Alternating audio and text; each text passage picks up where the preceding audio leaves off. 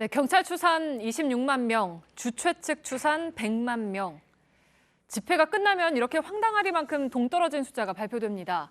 그동안 여러 시청자들께서 이유를 물으셨는데요. 오늘 팩트체크가 답을 찾아봤습니다.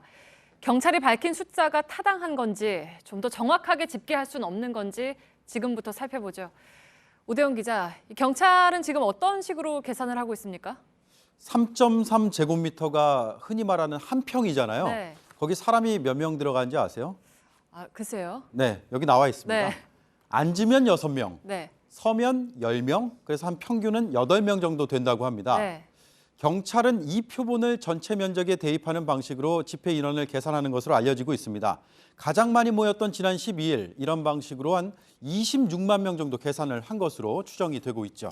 네, 그러니까 워낙 대규모 집회다 보니까 한 명 한 명 일일이 다 셀 수는 없고, 근데 일단 들었을 때는 뭐 아예 논리적이지 않은 건 아니군요. 논리는 있죠. 그런데 이게 네. 정확성을 담보하기가 어려운 방식입니다. 네. 예전에 해수욕장 몇 명 다녀갔냐 이런 거 계산할 때요. 계산했던 아주 전통적인 방식이고 어림잡는 방식입니다. 네. 그런데 무려 지금 74만 명이나 차이가 납니다. 네. 그러니까 내가 광장에 나가서 평화롭게 의사를 전달을 했는데 그 노력이 숫자에 빠지지 않을까? 이렇게 걱정하는 분들이 많았습니다. 이런 논란 속에서 최근에 몇몇 학자들이 자신의 전공을 바탕으로 좀 더 정확하게 계산을 해보자고 나섰습니다. 네, 그러니까 지금부터가 이제 오늘 준비한 핵심인데, 과학자들이 나서서 직접 구체적인 계산법까지 만들었다고요? 네, 2명의 과학자를 제가 소개해 드릴 텐데요. 네. 첫 번째, 성균관대학교 원병묵 교수의 모델입니다. 설득력 있는지 한번 보시죠. 우선 이 직사각형이 집회 장소라고 우리가 치면 되겠습니다. 주로 안쪽은 이동하지 않고요. 서서 집회 시위를 하는 고정 인원입니다. 그리고 바깥에 유동 인원이 있죠.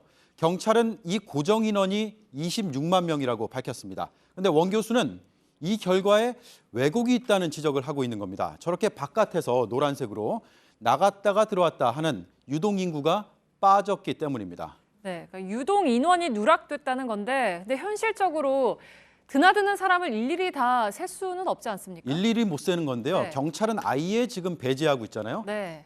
원 교수 얘기는 최대한 한번 세보자는 겁니다. 네. 하루 종일 어떤 인원들이 왔다 갔는지. 그렇지 않으면 이런 식의 오류가 발생한다는 건데 예를 한번 들어보겠습니다. 그릇이 있습니다. 그릇에 물이 가득 담겨 있다고 치겠습니다. 그런데 물을 계속 붓습니다. 그리고 반대쪽으로는 물을 뺍니다. 저 수위는 유지되고요. 그러면 물의 총량이 얼마일까? 경찰은 저 A가 물의 총량이라고 지금 발표하는 거고요. 원 교수 얘기는 빠져나간 거, 들어온 거 다 합쳐서 A 플러스 B다. 이렇게 반박을 하고 있는 겁니다. 네. 집회도 마찬가지입니다. 총 참가자가 얼마냐? 원 교수 얘기가 타당하다는 것이죠.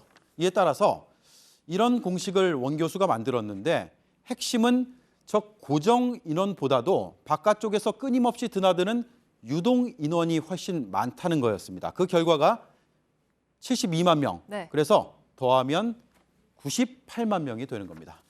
네, 뒤집어서 얘기하면, 그러니까 원 교수 분석이 맞다는 가정하에 경찰이 무려 72만 명을 빠뜨리고 발표를 했다는 얘기도 되는 거죠? 결과적으로 극단적으로 말씀드리면 그렇습니다. 네. 원 교수 얘기가 맞다면요. 이번에는 다른 분석도 있습니다. 바로 서울시립대 박인규 교수의 모델인데요. 이번에는 사진을 활용했습니다. 사진을 통해서 촛불의 그 개수 하나하나를 파악을 했는데 10,000제곱미터를 표본으로 해서 그 안에 몇 개의 불빛이 있느냐, 이거 일일이 센 겁니다. 이게 네. 계산 프로그램의 화면이거든요. 촛불의 수는 곧 촛불을 든 사람의 숫자입니다. 경찰처럼 어림짐작하지 않아도 컴퓨터로 이 수만 명 단위의 사람을 다 셀 수가 있다고 합니다. 네. 그런데 주목할 부분은요. 촛불을 든 사람의 인원수를 활용하면 들지 않은 사람도 파악할 수 있다는 건데, 피켓 든 사람 있죠? 깃발 든 사람도 있습니다. 혹은 아무것도 들지 않는 사람도 있습니다. 이거 실제로 현장에서 이런 분들 더 많았습니다. 네. 박 교수가 3차례 현장에 나가서 촛불을 든 사람과 그렇지 않은 사람의 비율을 따져보니까 한 4대 6 정도 된다고 합니다. 이 비율에 대입을 해보면 좀 복잡하긴 한데요. 이렇게 먼 거리에서 찍은 사진에 보이지 않는 총 참가자 수를 파악할 수가 있다는 얘기를 지금 박 교수가 하고 있는 겁니다. 네, 그래서 경찰 조사 결과보다 훨씬 더 정확하다는 뜻이죠? 그렇습니다. 일단은 지금 수치를 잠깐만 말씀드리면 네. 인원이 50만 명인데 저 50만 명이 어떻게 되느냐면 당일 저녁 광화문 인근에서 나온 사람들의 사진을 찍어서 저렇게 촛불 숫자와 함께 찍히지 네. 않은 사람들을 같이 대입해서 그 비율에 따라서 총 인구를 구한 건데 저것도 마찬가지로 유동인구가 빠진 숫자입니다. 앞서 원 교수의 주장까지 참고를 해보면 이날 100만 명이 넘는 시민이 참여했을 가능성을 이걸 통해서 가능성을 엿볼 수도 있습니다. 네, 그러니까 결국 경찰의 단순한 셈법과 달리 학자들은 보이지 않는 숫자, 흘러지나간 숫자까지 빠짐없이 파악해야 한다 이렇게 얘기를 하고 있는 거죠. 네, 그렇습니다. 물론 이들이 내놓는 수치가 정확하다 이렇게 제가 단정적으로 말씀드린 네. 건 아닙니다. 다만 이 원리를 한번 쭉 보자는 겁니다. 경찰은 유동인구를 전혀 고려하지 않습니다. 가장 인원이 많은 그 순간만을 기준으로 파악을 합니다. 오히려 지금 학계에서 더 적극적으로 나섰습니다. 경찰의 방식으로는 민심의 크기, 민의의 크기를 정확하게 보여주지 못하다는 비판이 공론화되고 있기 때문인데요. 지금 이 순간 집회의 숫자가 중요한 이유는 숫자가 그 단순한 숫자가 아니기 때문이죠. 네, 그러니까 모레 26일 또다시 대규모 집회가 예정돼 있는데 그때 또 얼마나 차이가 나는 수치들이 발표가 될지 한번 지켜보죠. 오대영 기자였습니다.